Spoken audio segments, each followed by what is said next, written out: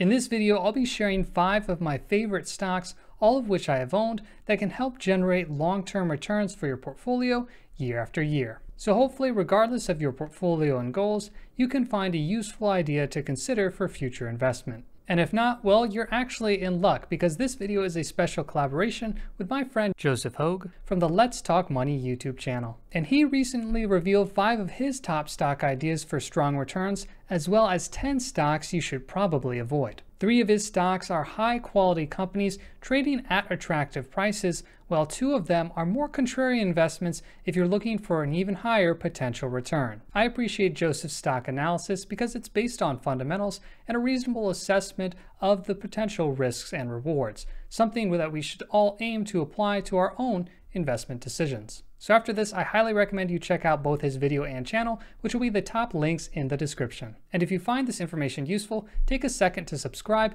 to gain access to more investment content in the future. So now let's get into the stocks, and I'm pretty excited. The first is one of those consistent growing value stocks, and personally one of my favorites, and it's AutoZone, ticker symbol AZO. Now, AutoZone is primarily a US-based retailer and distributes automotive replacement parts and accessories. So through its retail network, it provides customers a wide range of products to complete all of their auto repair, maintenance, and improvement projects. As of August 2020, they operated nearly 5,900 stores in the US, as well as 621 stores in Mexico and 43 in Brazil. As of January 2020, AutoZone is trading at a $28 billion market cap and reported $70 of earnings per share over the last 12 months. Now, there are a lot of things to like about AutoZone, particularly from a shareholder perspective, which is why I consider them an A-tier quality stock. First off, their management team is excellent, with a long-term focus on both business growth and shareholder returns. The CEO, William Rhodes III, has been leading the company since he assumed that role back in 2005. However, even prior to that, he'd been working at various executive roles within AutoZone since 1994. The rest of the executive management team is just as seasoned and experienced, and the results show that they know what they're doing. As of January 2020, AutoZone's stock is 14 times higher than it was when Rhodes took over in 2005. And if you were fortunate enough to invest $10,000 on the first day of AutoZone's IPO back in April 1991, well, that amount would have grown to $1.7 million by the start of 2020. So how did they do it and achieve such phenomenal returns for shareholders? Well, the secret sauce has to do in part with management's relentless focus on maintaining a high ROIC, return on invested capital. This makes sure any new capital added to the business is compounding at a high rate of return, accelerating future growth in earnings per share. This is such an important metric for AutoZone that part of executive pay is actually tied to maintaining these high ROC targets. And this is something that's actually very rare among S&P 500 companies. Tied to this strategy is the fact that AutoZone has been exceptionally efficient at repurchasing its shares,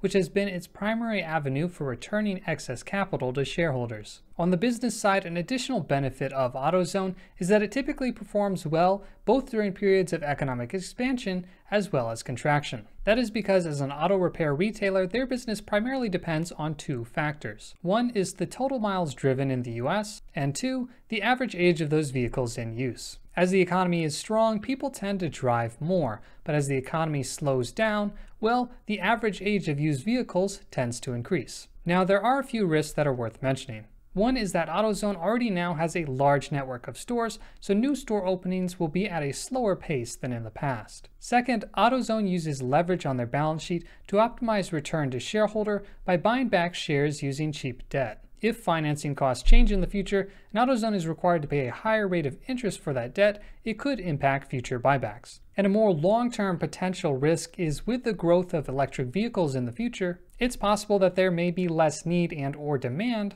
for traditional auto repair and maintenance parts. Though personally, I think that if electric vehicles were to grow significantly in terms of a percent of total US vehicles, AutoZone would likely have time to adapt to this new market. Overall, I'm a big fan of AutoZone stock, own it in my portfolio, and typically try to add when the price-to-earnings ratio is attractive, typically below 15. Now, the second quality stock that would be great for a long-term portfolio is Centene Corporation, ticker symbol CNC. Now, Centene Corporation provides healthcare programs and services to underinsured and uninsured individuals in the United States. Centene is the #1 provider of managed Medicaid services and also is increasing market share in the fast-growing Medicare Advantage segment. They've compounded earnings per share 19% annualized since their IPO in 2005, and at even higher rates looking back over the last 5 years. Now, historically, Centene has been relatively acquisitive in terms of purchasing other companies to help generate more earnings over time. One of those recent purchases was their WellCare acquisition,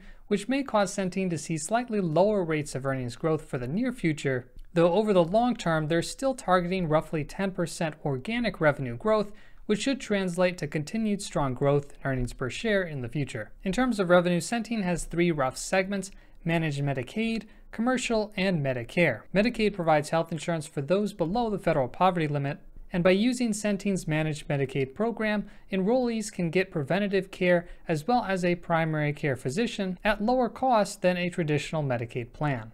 Additionally, the total Medicaid market is expected to grow by roughly 5 to 6% over the next decade, which should directly help Centene grow as they are the leader in the Medicaid space. Now, the commercial business isn't broken out, but it primarily consists of state-driven marketplace plans, which are mandated by the Affordable Care Act. The final segment, Medicare, is the most profitable on a per-member basis, as retirees typically require the most complex care. Upon turning 65 in the US, retirees are given several options into how to receive Medicare insurance going forward. One of those options is purchasing a Medicare Advantage plan, which is offered by private insurers, including Centene. For some retirees, these plans have the potential to offer more benefits at lower cost than the traditional Medicare option. In fact, Medicare Advantage plans are gaining popularity, and it's expected that roughly 40 to 45% of seniors will be selecting one of these plans by 2025, with that percentage potentially increasing to 70% by 2040. Currently, about 35% of seniors select a Medicare Advantage plan. Now, there are certainly some risks with Centene. For one, they are health insurers, so they are taking on the risk of the people that they insure. For instance, when Centene wins new state-managed Medicare business, initial margins might typically be low, as those enrollees may have catch-up healthcare expenses and needs that they will initially use. This can cause higher upfront expenses for Centene as they process and reimburse those healthcare expenditures, but then later on, the expenses tend to normalize over time. This can cause some volatility around earnings, which potentially could be a buying opportunity if the market reacts unfavorably. Additionally, Centene has been acquisitive by nature, so if they overpay for a potential future acquisition, that could be a drag on earnings in the future. And finally, there's always regulatory and legislative risk when you're talking about healthcare insurers. This was something that compressed price-to-earnings multiples for all health insurers from 2008 to 2012, prior to the Affordable Care Act being finalized. If there's potential investor uncertainty surrounding changes to future legislation,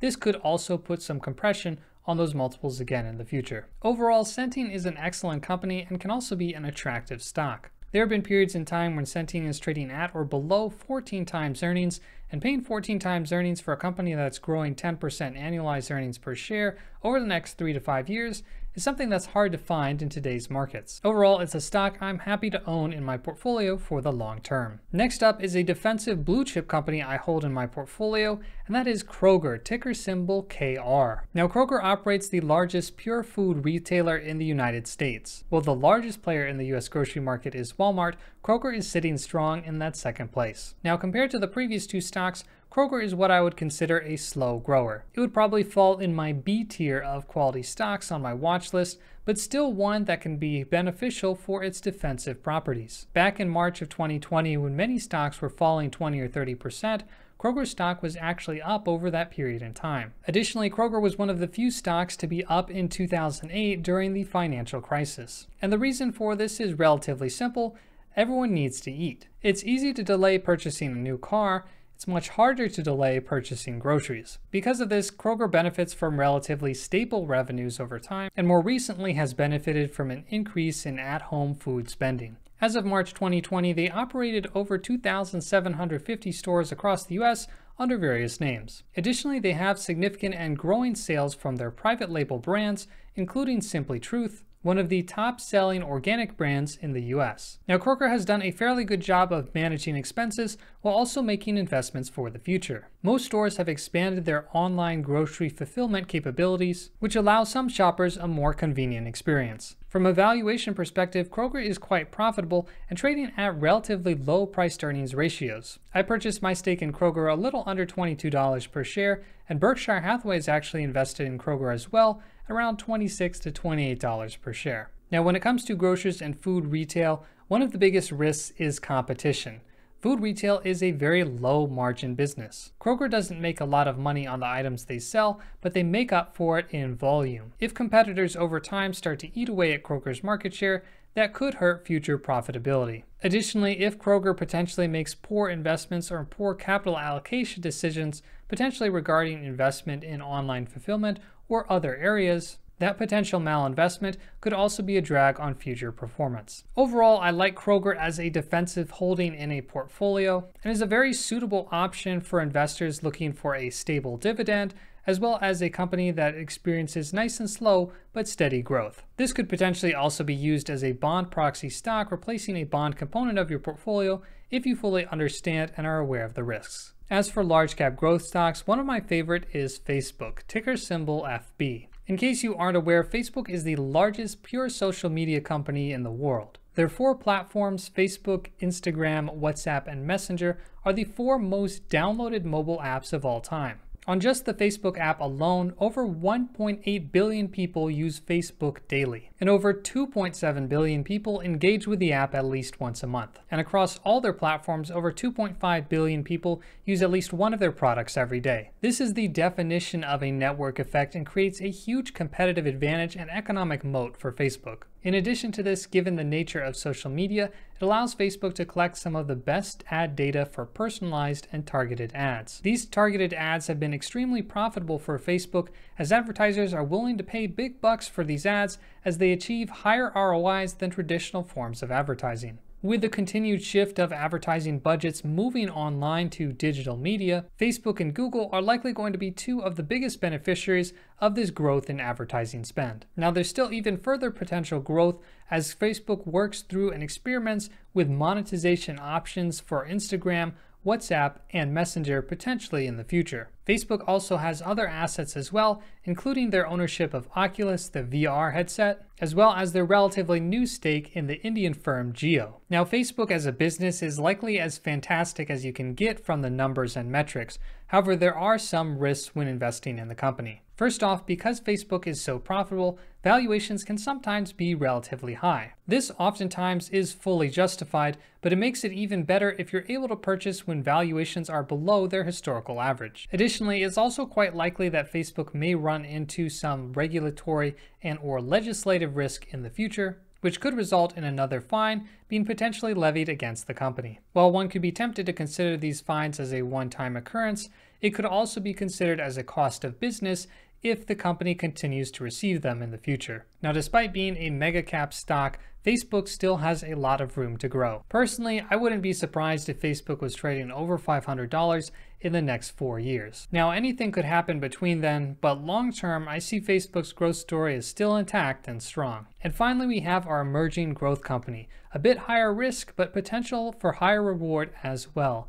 This company is Bandwidth, ticker symbol BAND. Now, Bandwidth's business is a communication platform as a service. They own nationwide voice, messaging, and 911 networks. These networks, like the one Bandwidth owns, allow other companies to communicate with customers in a systematic way through text messaging and other mobile devices. Now, the other large player in this space is Twilio, and Bandwidth is marketing themselves as a smarter and cheaper alternative. Some companies have certainly appreciated this approach, including large brands such as Google, Microsoft, and Zoom. For instance, Google uses Bandwidth's API network to manage their Google Voice systems. So let's say you make a call or text from Google Voice on your computer, that'll be routed through Bandwidth's networks to whoever you're calling on their mobile device. And in an increasingly digital economy, Bandwidth has recently seen accelerating growth. For instance, in the third quarter of 2020, they saw 40% revenue growth compared to the quarter the year before. In addition to this, they boast a dollar-based net retention rate of 131%. What this means is that on average, the customers that were with Bandwidth last year are purchasing 36% more with them this year. Having a dollar-based net retention rate above 100% can really accelerate growth for a fast-growing company, because not only are you adding on new customers to your existing customer base, but your previous cohort of customers are purchasing more with you as well. An additional potential benefit is that Bandwidth is still relatively small and underfollowed. Currently, the market capitalization is under $4 billion, which for fast-growing tech stocks is quite small considering the valuation of some other companies. For those with a long-term mindset and can stomach some intermediate-term volatility, fast-growing companies like Bandwidth could provide high potential return. That being said, don't be surprised at all by price drawdowns of 30, 40, or even 50% or more. While that may seem extreme, these price fluctuations are relatively typical among stocks with high expected growth potential.